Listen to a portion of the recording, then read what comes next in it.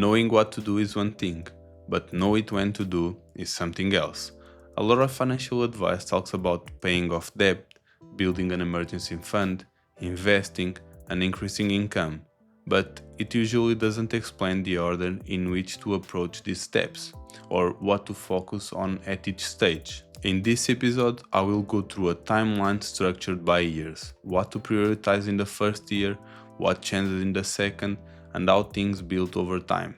It's not meant to be a rigid formula, but rather a sequence you can follow instead of trying to manage everything at once. Hey, I'm João, and welcome back to How to Make Your First Million with Your 9 to 5 job.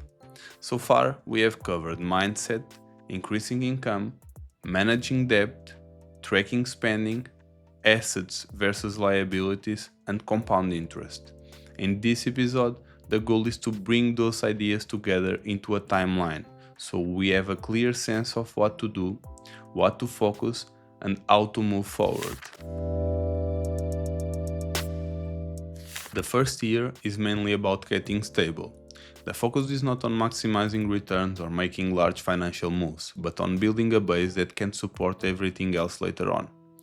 The first priority is dealing with high-interest debt, such as credit cards or payday loans, especially anything above 10 to 15%.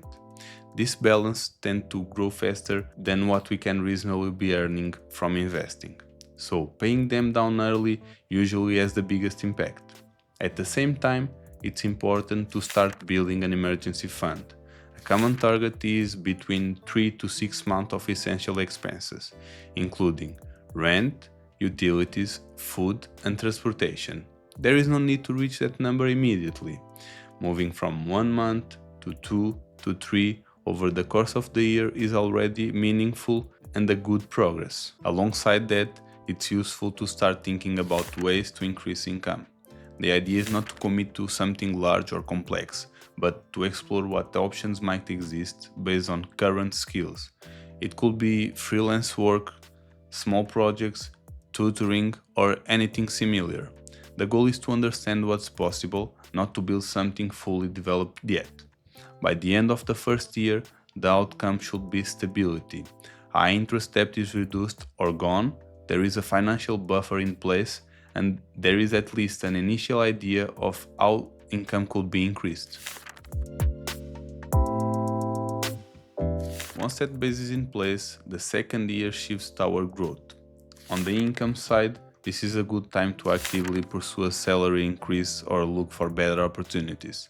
That can involve having a structured conversation at work, supported by clear examples of contributions, or exploring roles elsewhere if the growth in the current position is limited. At the same time, it helps to take a closer look at the spendings. By this point, there should be a clearer understanding of where the money is going, which makes it easier to identify areas that can be adjusted. Even small changes here can create more room for saving and investing. A key step in this stage is starting to invest. The amount doesn't need to be large, something like $100 or $200 per month is enough to begin. What matters more is establishing the habit and making it consistent.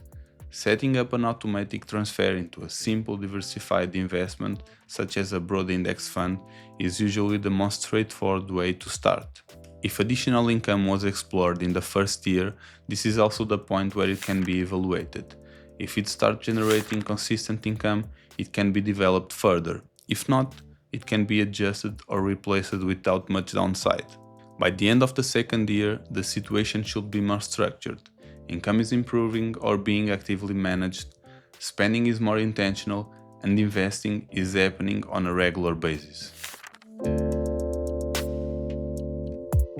In the following years, the focus shifts to building momentum. As income increases, whether through raises, promotion, or additional sources, investment contributions should increase as well. For example, starting at $200 per month might gradually move to $400, then $600, depending on how income evolves.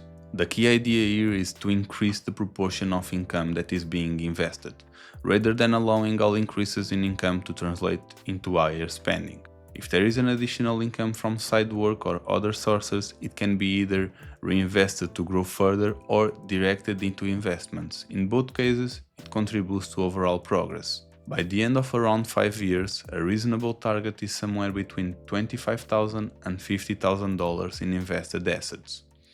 The exact figure will depend on income, expenses, and consistency, but this range is achievable with steady contributions. At this stage, investment returns start to become more noticeable, and growth is no longer driven only by contributions, but also by what the existing balance generates. From around year 6 onward, the focus is on scaling what is already working. If there are tax-advantaged accounts available, such as retirement account or similar structure depending on where we live, it makes sense to use them effectively. The tax benefit can make a meaningful difference over long periods. Contributions should continue to increase as income allows. In some cases, this might reach $1,000 per month or more, but the specific amount will vary depending on the situation. A common milestone during this stage is reaching $100,000 in invested assets.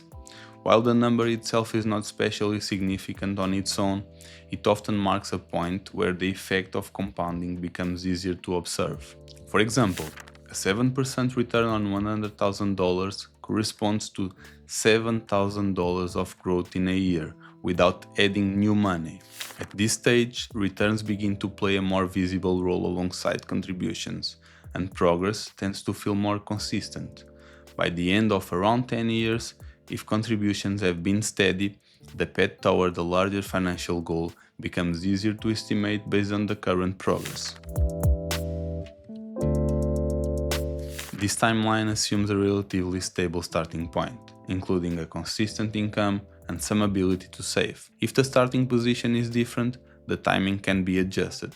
For example, if there is a significant amount of high-interest debt, the first stage may take longer than 1 year. That is a reasonable adjustment and does not change the overall structure. Income level will also affect the pace. Someone earning $150,000 per year will naturally move faster than someone earning $50,000, but the sequence remains the same. Stability first, then growth, then scaling. It's better to treat this as a guide rather than a fixed schedule. The exact timing can vary, but keeping the order tends to produce more stable results over time. In simple terms, the progression looks like this. The first year is about stability, focusing on debt, emergency savings, and understanding income opportunities. The second year is about growth, with more attention on increasing income, refining spending, and starting to invest consistently. The following years focus on scaling, increasing contributions, and building invested assets over time. And after that, the focus shifts toward maintaining and expanding what has already been built, allowing compounding to play a larger role. Having a timeline like this helps reduce uncertainty. Instead of trying to do everything at once, we can focus on what matters most at each stage and adjust as life changes. In the next episode, which is the final one in this series, we'll go through everything again, but in a more condensed way. It's the full roadmap in one place, so it's easy to revisit whenever we need, and a reminder of what to focus on next.